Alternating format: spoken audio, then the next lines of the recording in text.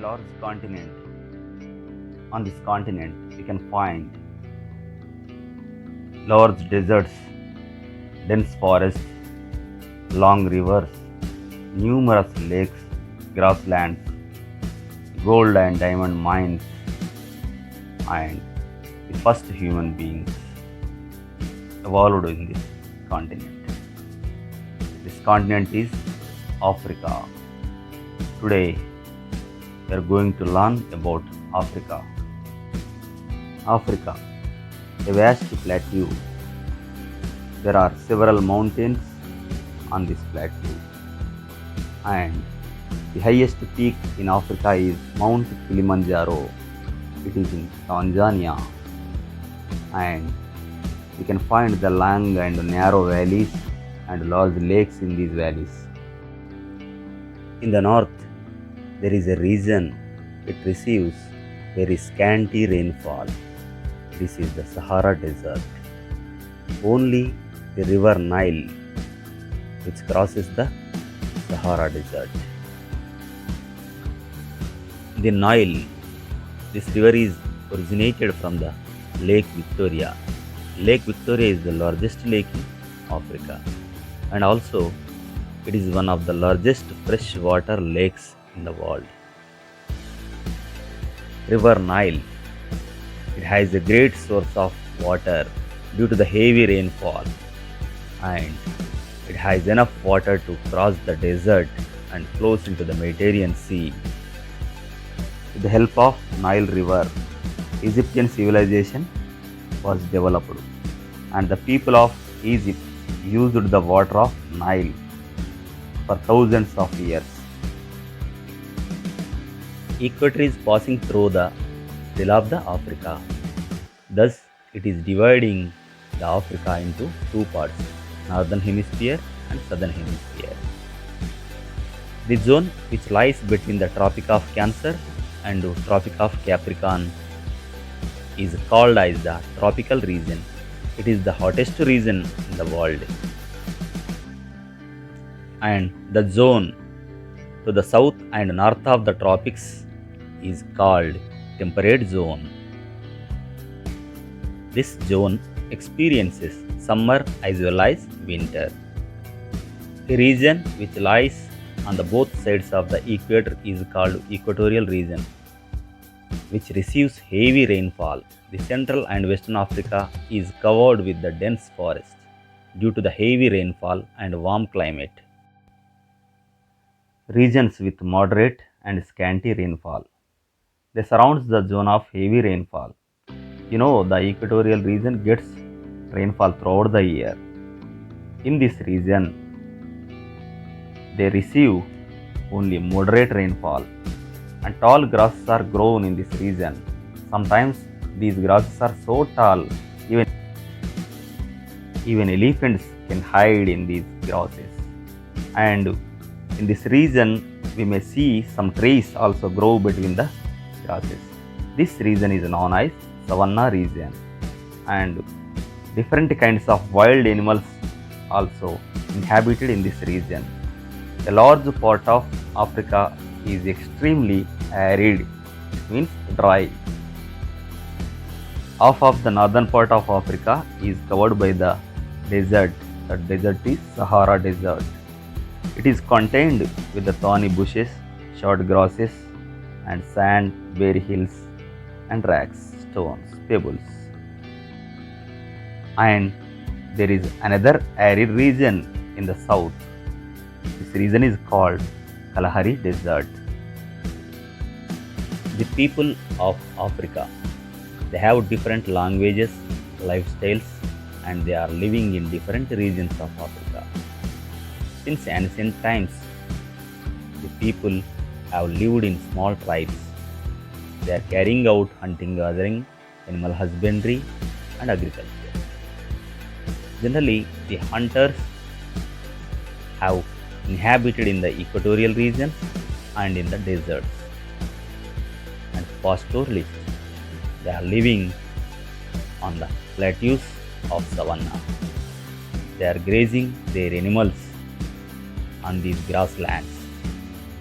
Agriculture is followed on river banks and on the margins of forests. And there are several cities on the seacoast where traders from distant places come to trade. Africa, Europe, and Asia. For a long time, the countries did not know about Africa. Especially Europeans knew only with the northern and coastal regions of Africa, as well as Indians and Arab traders knew about the only eastern coast. They did not know the interior parts of Africa. About 500 years ago, Europeans started discovering the new sea routes, especially to India. They were apprehensive about going south of the Africa. They thought that it would be so hot and would be boiling. In 1498, a Portuguese sailor Vasco da Gama. He went around the southern tip of Africa, Cape of Good Hope, and reached India. Initially, Europeans tried to go inland, but many local African tribes conflicted with them, and Europeans started unfair trade and tried to enslave the African people and sold them abroad. They wanted to establish their rule and they wanted to exploit its resources. Slave trade. In the 16th century, the Europeans discovered sea route to America. So, millions of people migrated from Europe to America.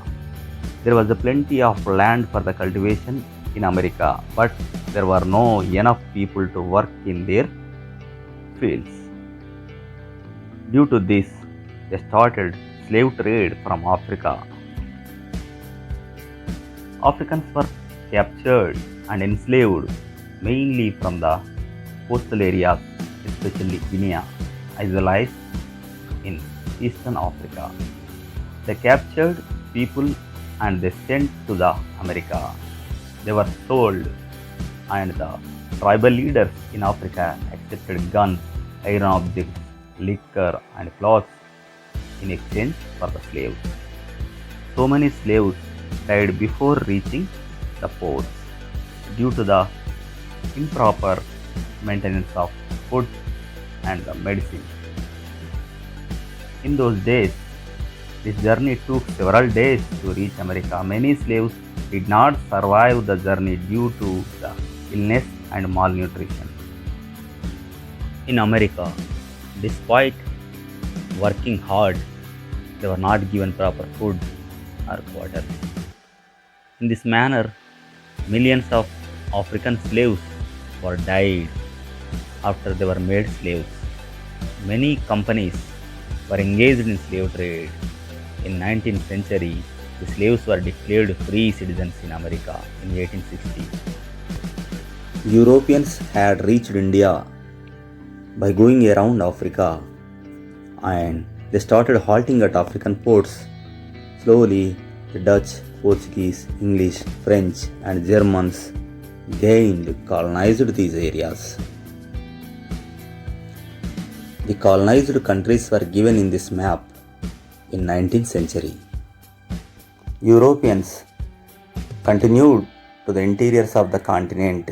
They traveled to the source of Nile and they explored the entire valley of Niger, and they explored the region around the river Zambezi. They exported African timber, minerals like gold and diamonds. And the gold and diamond mines in southern Africa are still under the control of Europeans.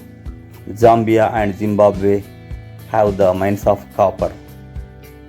And Europeans did not stop with exporting these type of minerals. They continued and they established the plantations to grow tea, coffee, rubber, tobacco, etc. And their products were exported to the other countries. Plantations in Nigeria. You know the chocolates. Chocolates are made of cocoa. This cocoa is grown in Nigeria. And apart from cocoa trees, we can find in Nigeria rubber plantations, oil bearing palm plantations, and in earlier all these trees were found in wild forest, but the Britishers not satisfied with the quantity of wild products collected from the forest. So when the demand is increased for these products, they wanted to produce more and to export them.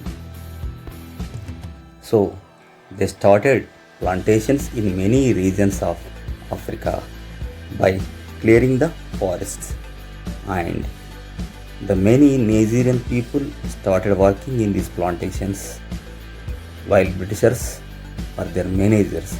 In this way, commercial agriculture of palm, cocoa and rubber began in Nigeria. Processing units were set up near the plantations. These units are used to separate seed from the cocoa fruit and to dry up it and extract oil from palm fruit and extract milk from rubber plants and so on. The profits from the plantations went to the Britishers. Most of the Nigerians were working as the laborers in the plantations, but the final profit went to the hands of British. Nigeria got independence in 1960 from the British. After that only, the plantations trade gradually come under the control of Nigerians. Now they are able to get the benefits from these plantations. During the last century, most of the African countries gained independence. Even though they got independence, so many Europeans are still settled in African countries. But slowly, the Africans are acquiring control over their natural resources. Minerals of Africa. The rich minerals are available in Africa like gold and diamonds, coal, copper, tin, etc. And the main aim of the Europeans is to exploit these resources by using the labor of Africa. After the independence of that countries also, the many European companies had control over these resources.